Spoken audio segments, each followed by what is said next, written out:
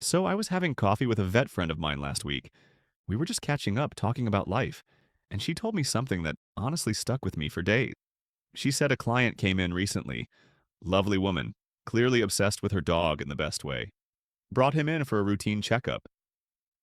He's totally fine, she kept saying, just wanted to get him looked at. 48 hours later, that dog was in emergency surgery. My friend told me the signs had been there for weeks, maybe longer, but the owner had no idea what she was looking at. And that's the part that got me. This wasn't a neglectful owner, this was someone who adored her dog. She just didn't know. And honestly, most of us don't.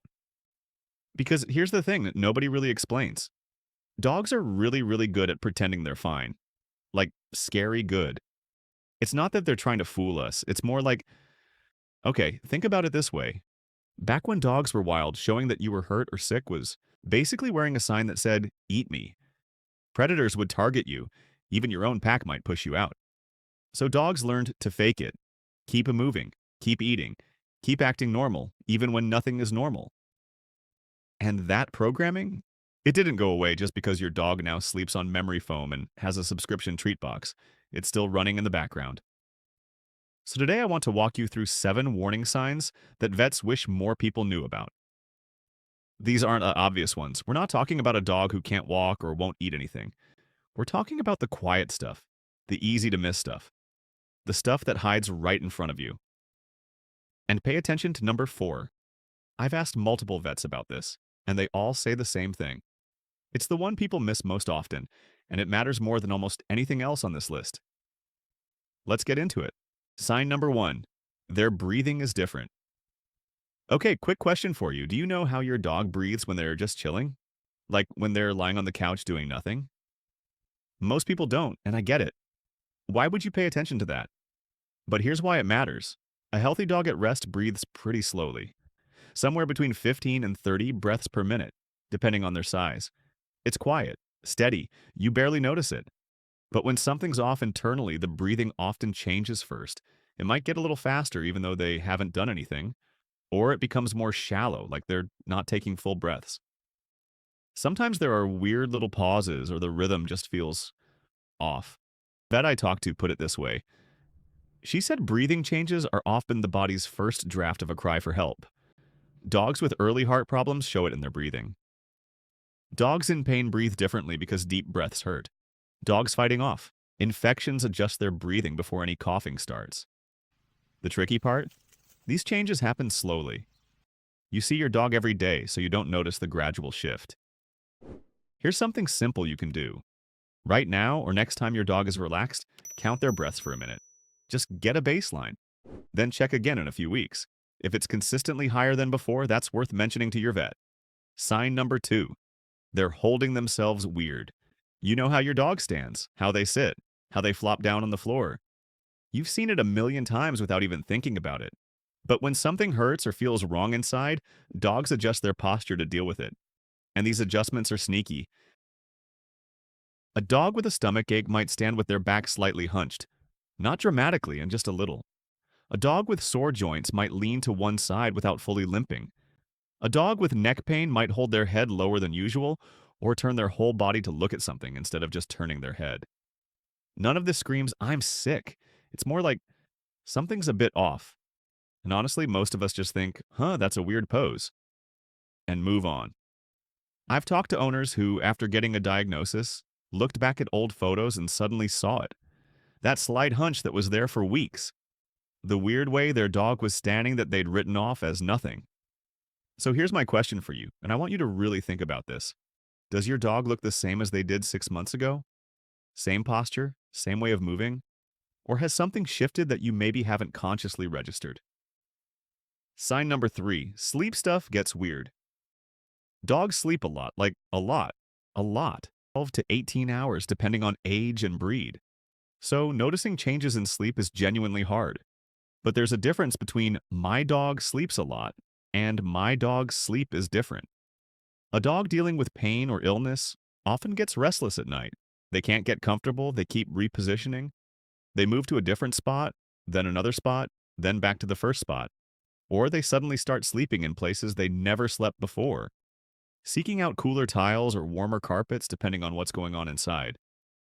On the flip side, a dog who's suddenly sleeping way deeper than normal, who's harder to wake up, who seems almost drugged when they finally open their eyes. That's also a red flag. That kind of heavy sleep can look like laziness, but it might actually be the body trying to conserve energy to fight something off. Look, I'm not saying panic every time your dog takes a long nap, but if their sleep patterns have genuinely changed from what's normal, for them specifically, that's information worth paying attention to. Sign number 4, this is the big one. All right, I need you to really hear this one. When I asked vets what sign they wish owners paid more attention to, this came up over and over. And it's frustrating because it's so easy to miss. Your dog is less enthusiastic than they used to be. Not depressed, not refusing to do things, just less excited about them. They still come to the door when you get home, but the tail wag is smaller. They still want walks, but they're not dragging you to the door like they used to. They still play with their toys, but they quit sooner. They still follow you around, but they settle down faster. And here's where it gets really tricky. Every single one of those things has a reasonable explanation that isn't illness. They're getting older. It's hot out. They're just mellowing with age. They're tired today. Sometimes those explanations are true. But a vet I spoke with put it this way. She said decreased enthusiasm is often the earliest sign that something's wrong. It can show up weeks or even months before any other symptoms appear. It's the body quietly saying, hey, something's using up energy here, or hey, I don't feel quite right. Think about yourself for a second.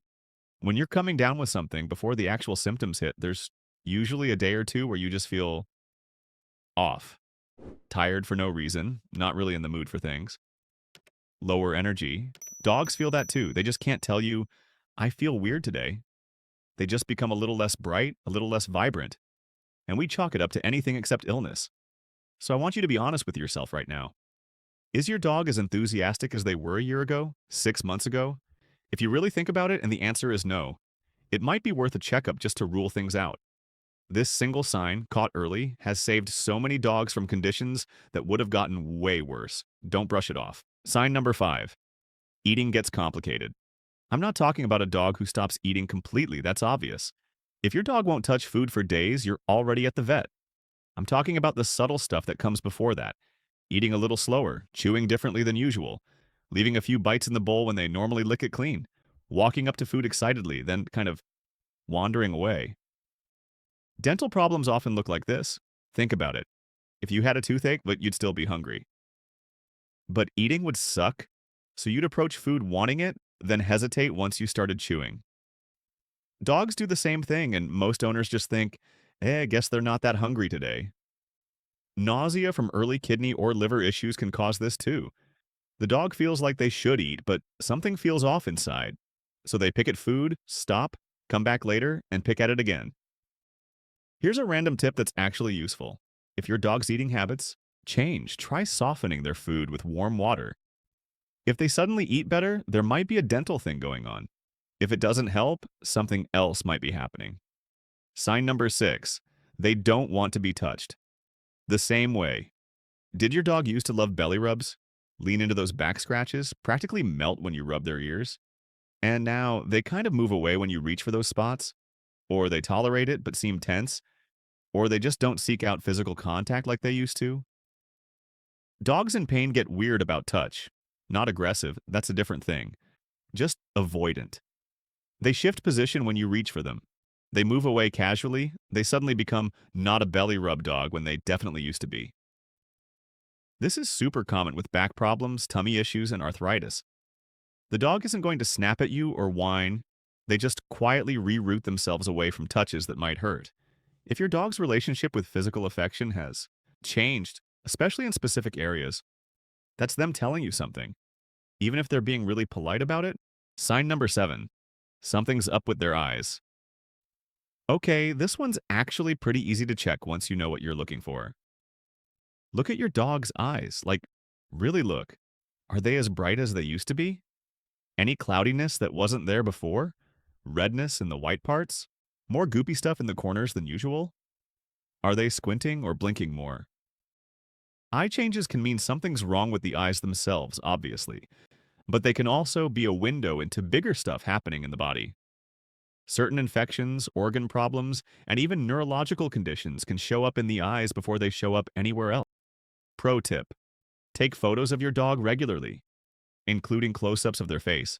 If their eyes start looking different, you'll actually be able to compare and show your vet.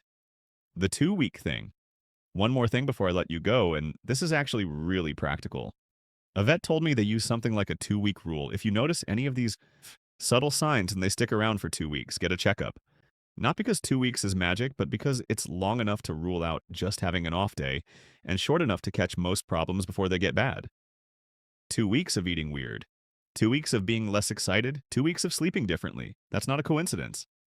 That's your dog trying to tell you something in the only way they can. You know your dog better than any vet does. Trust what you're seeing, even when it seems minor. Look, your dog is never going to walk up to you and say, "Hey, I don't feel good." They're going to keep wagging their tail, keep following you around, keep acting like everything's fine. That's just who they are, but now you know what to look for, and that makes all the difference. Share this with someone who needs it. Subscribe if you want more stuff like this, and drop a comment telling me which sign you're going to start paying attention to. Your dog's counting on you to notice. I know you will.